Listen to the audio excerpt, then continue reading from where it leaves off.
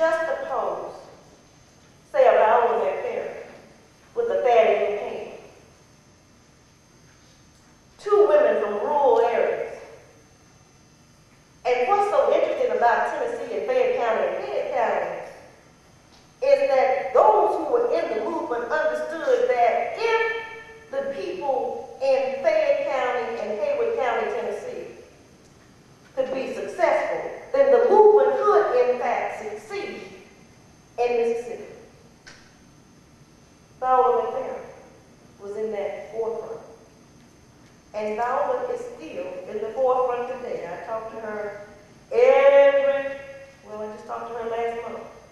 She sent me a bunch of things of parts of the struggle that she's still involved in. When we look at the March on Washington, please understand that very few women were allowed, and I'm using that word intentionally, allowed to be on the program. I think the one voice that you heard was Mahalia Jackson.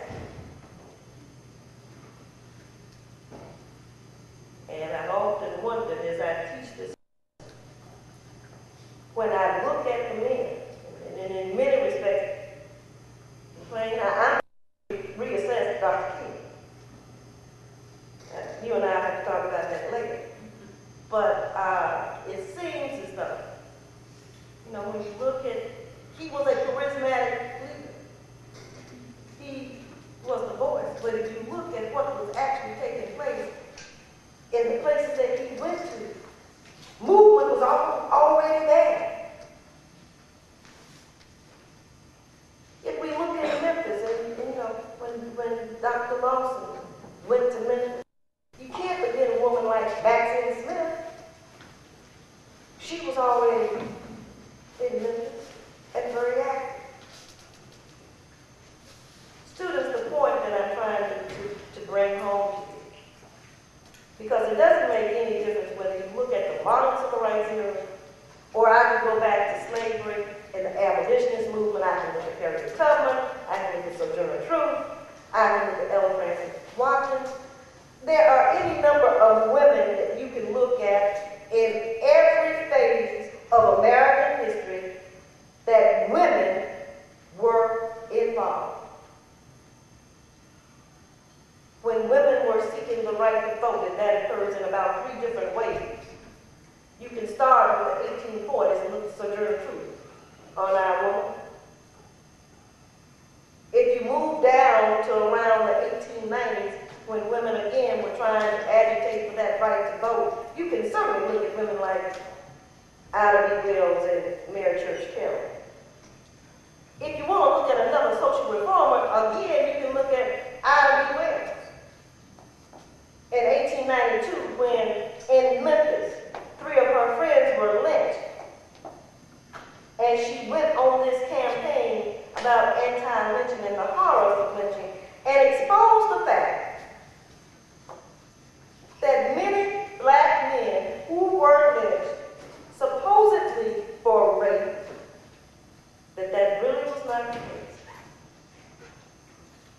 That there were liaisons between black men and white women, but yet still they were raped, lynched. She exposed that. Read her book, Southern Hearts, where she goes in and details the number of lynchings that took place. She was in that struggle also for women to gain the right to vote, as was Mary Church Carroll. Terrell, at the age of 92 in Washington, D.C., in 1952, I believe, was out there agitating to desegregate Washington, D.C. What am I saying? I'm saying that all along, we have been involved, in spite of that double burden of race and gender, and sometimes class.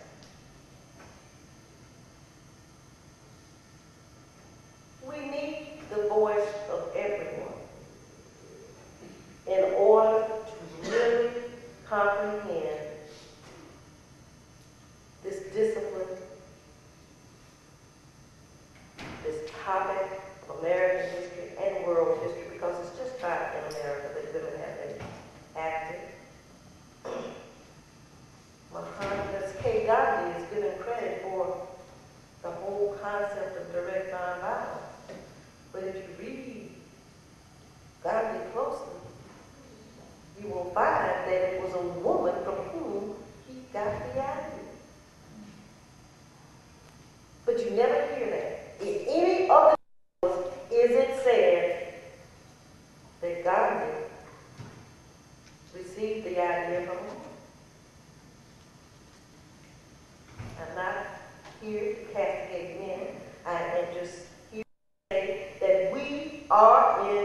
struggle together.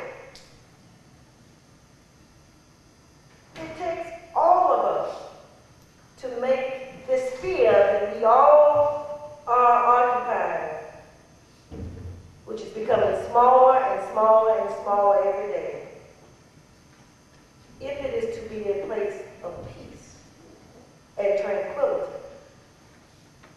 We all have a role to play. There's an African proverb that says, each one, teach one.